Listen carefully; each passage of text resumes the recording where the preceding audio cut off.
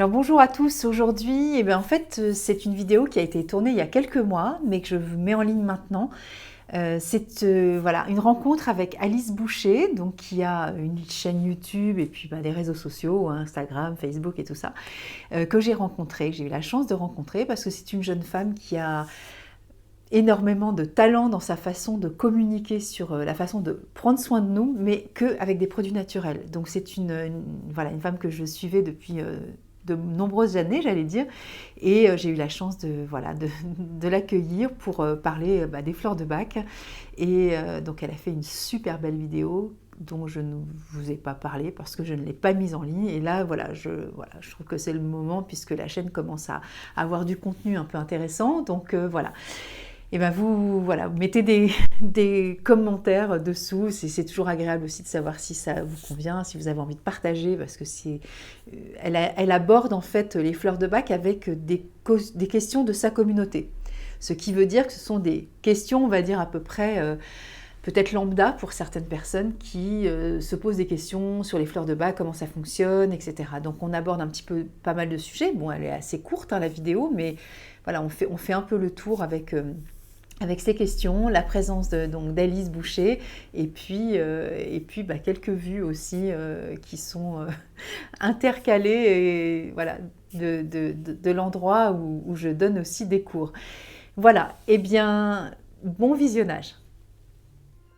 Coucou la Beautiful! Aujourd'hui, je vais vous amener dans le fabuleux monde des fleurs de Bach. C'est un univers que j'ai découvert il y a quelques mois et ces petites gouttes m'ont déjà bien aidée, donc j'aimerais vous faire découvrir tout ça également et vous apporter autant que ça m'a apporté.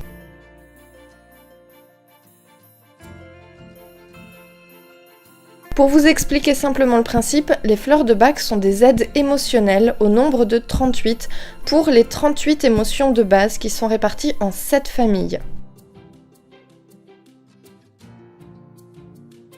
Le fonctionnement est basé sur le principe de la mémoire de l'eau, démontré par le professeur Masaru Emoto. Il avait fait l'expérience de mettre de l'eau dans 2 flacons différents. Sur l'un, il va marquer « je t'aime » et lui dire des choses positives. Sur l'autre, il va lui dire « je te déteste » et va lui dire des choses négatives. Ensuite, il va congeler ces 2 flacons et observer la forme des cristaux. Sur les bouteilles qui ont reçu les mots positifs, les cristaux sont beaucoup plus beaux, beaucoup plus parfaits, beaucoup mieux formés. Tandis que sur les bouteilles qui ont reçu les mots négatifs, les cristaux sont beaucoup plus anarchiques, beaucoup moins beaux, mal formés, moins bien faits. Bref, c'est vraiment super facile de pouvoir déterminer quels cristaux ont reçu quels mots juste à partir du visuel. Et cette expérience nous prouve que l'eau contient une mémoire. Et en laissant l'eau au contact de ces plantes, ces dernières transmettent leurs informations, et c'est grâce à ce principe-là que sont nées les fleurs de Bach. En laissant l'eau au contact des plantes, cette dernière leur transmettent leurs informations et leurs bienfaits. Cette eau chargée en informations est alors diluée dans de l'alcool afin de rester stable, et c'est ça qui en fait la fleur de Bach. Ce n'est donc pas un médicament, il n'y a pas de principe actif en soi, mais c'est une résonance avec la plante grâce à l'eau. D'ailleurs, il est tout à fait possible de fabriquer soi-même les fleurs de Bach si on a les bonnes plantes dans son jardin. Et au travers de cette vidéo, j'aimerais vous amener à la rencontre de Nathalie Ozemery. J'ai eu la chance de la rencontrer et c'est une spécialiste des fleurs de Bach. Bonjour Nathalie Ozemery, merci beaucoup d'avoir accepté cette interview, c'est vraiment super cool. Est-ce que tu peux te présenter ? Ok, déjà merci à toi de venir jusqu'à chez moi pour cette interview.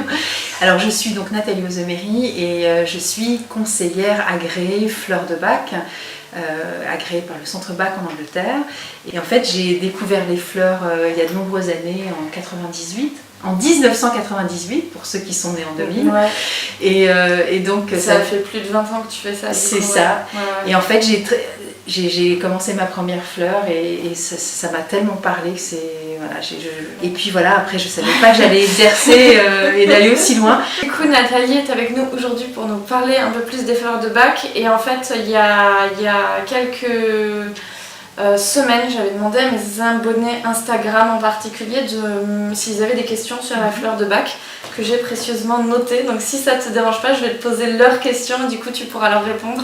Comme ça, vous aurez une vraie réponse de la part d'une personne qui est vraiment compétente, parce que moi je débarque complètement dans le monde des fleurs de Bach. C'est très chouette parce qu'effectivement, la plupart du temps, il y a des choses magnifiques qui circulent. Et puis c'est comme pour tout, il y a tout et il y a des fois souvent du n'importe quoi. On est censé, quand on est agréé par le centre Bach, à délivrer vraiment le message comme Bach lui-même voulait que ce soit délivré et qu'il n'y ait pas de déperdition aussi d'informations. Et puis d'interprétation, de tout ce qui pourrait dénaturer le sujet de base. C'est important. La première question, c'était de savoir si il y avait des contre-indications avec des médicaments, par exemple, ou la pilule, ou ce genre de choses. Si on a un traitement d'homéopathie médicamenteux, déjà on n'arrête pas son traitement pour les fleurs de Bach. Ça, c'est un truc qu'il faut vraiment être vigilant. Ne vous mettez pas en danger, ne faites pas ça. C'est pas le but. Déjà, les fleurs de Bach, elles ne traitent pas les maladies. Que les choses soient très très claires par rapport à ça. Elles ne s'occupent que de l'émotionnel.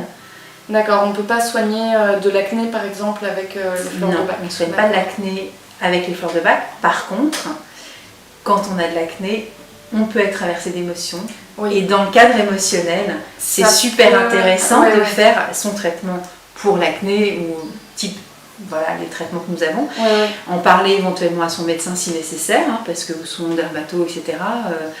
Souvent ils vont répondre si vous avez envie d'en prendre, ça ne peut pas vous faire de mal, ça vous fait plaisir, allez-y, parce qu'il n'y a pas de danger à proprement parler, il n'y a pas d'interaction entre guillemets moléculaire, puisqu'il n'y a pas de principe actif réel à l'intérieur, réel dans le sens où c'est tellement dilué qu'il n'y a pas de possibilité concrète, si tu veux. C'est pas une action chimique. Pas du tout. Donc il n'y a vraiment aucun souci par rapport à ça. Est-ce que ça peut aider à traiter les maladies mentales, par contre? Ah non, parce que là, ça relève vraiment de la médecine, donc de la psychiatrie, de la psychanalyse. Enfin, c'est vraiment les professionnels de santé qui vont s'en occuper. En fait, les fleurs de Bach permettent de rééquilibrer les émotions. Elles sont les deux facettes d'une même pièce, qui peut être à la fois considéré comme un défaut ou comme une qualité.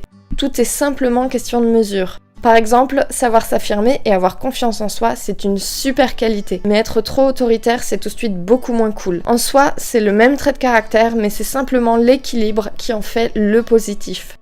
Qu'est-ce qui se passe si jamais on se trompe et qu'on prend une fleur qui ne nous concerne pas du tout? T'as une trompe qui arrive.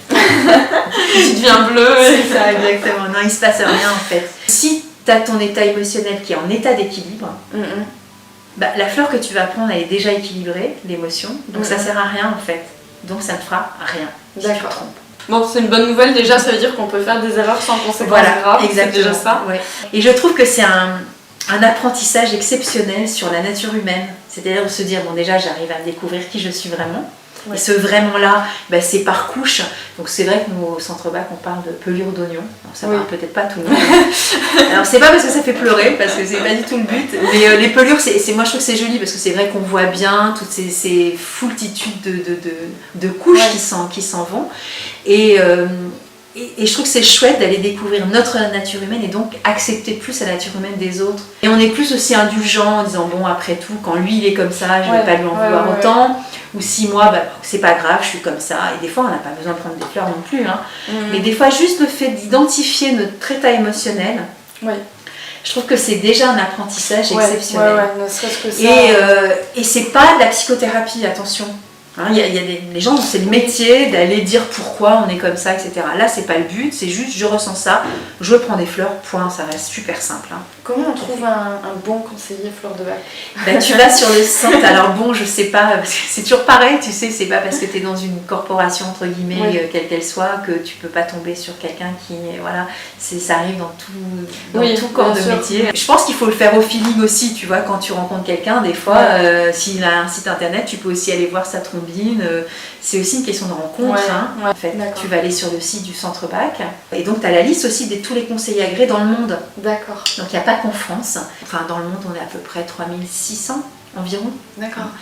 Mais il y a des gens qui ont été formés depuis des années, il y a des gens qui n'ont pas renouvelé aussi leur adhésion et qui sont toujours conseillers fleurs de Bach, mais qui ne sont pas agréés par le Centre Bach, ça veut dire qu'ils n'ont pas aussi donné l'autorisation aussi pour apparaître sur le site. D'accord. Tu vois ? Je vous ai mis le lien du site dans la description de la vidéo et voilà, comme ça ce sera plus facile à trouver. Tu peux aussi faire des stages pour apprendre, comme moi j'ai moi-même appris. Oui. Donc tu as trois stages différents. Pourquoi est-ce qu'on ne peut pas mettre plus de 7 fleurs de Bach ensemble dans les petites Des petits flacons. Pourquoi 7? Parce qu'en fait, Bach, il avait été jusqu'à 9 fleurs. Et il s'est aperçu que y a des fleurs, en fait, ça enlevait les capacités aux autres fleurs de faire leur job, quoi. Il s'est basé à 6-7 fleurs et on va pas au-delà de 7. Faire une sélection, je trouve que c'est aussi intéressant intellectuellement de se dire, bon ok, qu'est-ce qui est le plus important pour moi aujourd'hui? Exactement. Et l'assistante de Bach, Nora Weeks, elle disait en anglais, What do you feel now? Donc c'est vraiment qu'est-ce que tu ressens maintenant. Ouais, mais avant, quand j'étais un peu dans la nostalgie. Ouais, mais si c'était avant, t'as pas besoin de la prendre ta fleur. Tu vois? Donc toujours se baser sur ce qu'on ressent à l'instant T. Et l'instant T, c'est qu'est-ce qui est le plus prioritaire pour moi émotionnellement. Oui, d'accord. Pour prendre les fleurs de Bach au quotidien, c'est super simple. Choisissez la fleur dont vous avez besoin, puis c'est 2 gouttes directement sous la langue une fois par jour, ou alors, pour prendre plusieurs fleurs en même temps, diluez ces 2 gouttes dans un flacon de 30 ml d'eau, puis prenez 4 gouttes 4 fois par jour, pendant autant de temps que vous jugerez nécessaire. C'est aussi simple que ça.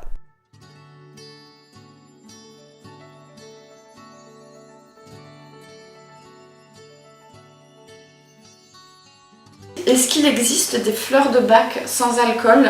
Alors moi j'avais vu déjà le Rescue Kids et Animaux qui étaient sans alcool forcément. Déjà la quantité d'alcool elle est moindre dans un flacon de 30 ml. Oui, puisque ça va être rempli d'eau. Oui, c'est clair. D'ailleurs, à ce sujet-là, il n'y a pas de problème. Vous pouvez conduire après avoir pris des fleurs de Bach, ce genre de choses. Vous ne serez pas bourré. Hein. C'est pas vraiment alcoolisé. Pas du tout. Il n'y a aucune conséquence par rapport au fait qu'elle soit conservée avec de l'alcool. Mais le conservateur est important aussi, parce que c'est aussi la façon dont Bach le faisait. Ce qu'on peut faire aussi, c'est mettre les fleurs directement dans ta boisson chaude. D'accord. C'est-à-dire que tu bois une tisane, un thé, un café, ce que tu veux. Tu peux mettre tes 2 gouttes de fleurs directement dedans. D'accord. Donc ça va faire évaporer l'alcool. Ok. Du coup, on peut donner ces fleurs de Bach là à des enfants de cette manière-là. Exactement, il n'y a pas de souci. Merci beaucoup pour tes explications. J'ai juste une dernière question. Est-ce que tu as des ouvrages à nous conseiller et est-ce que tu peux nous présenter toi tes ouvrages puisque je vois qu'il y a ton nom marqué dessus. Voilà. J'ai fait donc mon carnet des 38 fleurs. D'accord. Et en fait, je suis partie du postulat qu'il y a plein de gens qui ne connaissent pas les fleurs, et c'est bien normal. Il y a beaucoup de livres sur les fleurs de Bach, donc n'inquiétez pas, il y a de quoi faire. Mais celui-là, c'est un truc un peu particulier, c'est vraiment un carnet dans lequel on va pouvoir noter les émotions qu'on découvre à travers la prise des fleurs. Donc il y a toute une partie où tu peux vraiment remplir ton émotionnel et prendre tes notes aussi en disant...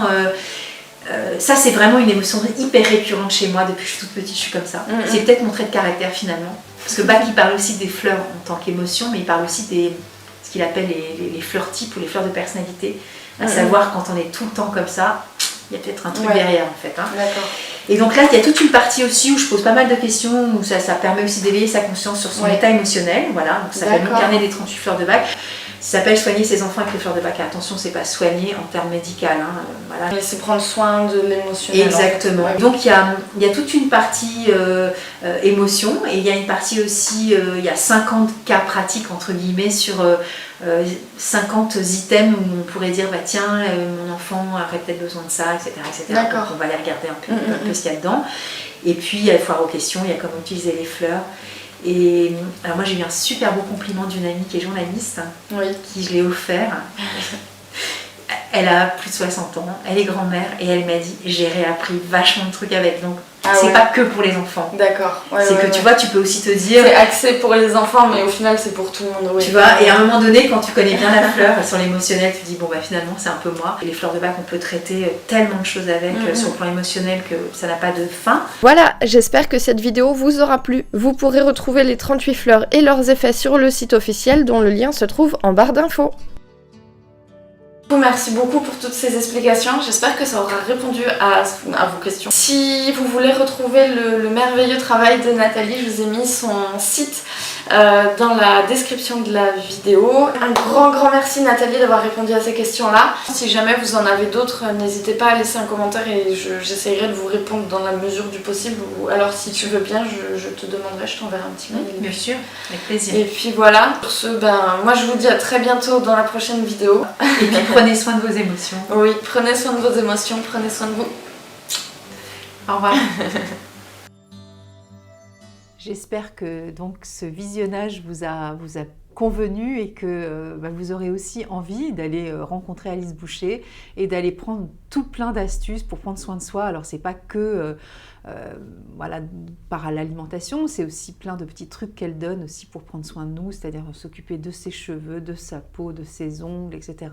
Et puis il y a tout un ensemble aussi d'éléments qui vont avec la nature, donc c'est la génération aussi qui émerge avec toutes ces prises de conscience qui sont fantastiques et qui mettent plein de choses en place pour consommer différemment, être différent aussi dans sa façon d'apparaître au monde. Et prendre soin de soi, c'est évidemment prendre soin de son âme, de ses émotions, de son corps et de l'environnement et bien sûr de nos animaux, parce que la cause animale, évidemment, elle est extrêmement sensible aussi à cette cause environnementale dont nous avons charge aussi. Voilà, je vous souhaite une bonne journée et puis partagez, mettez des commentaires et puis allez visiter la chaîne d'Alice Boucher. À bientôt, au revoir.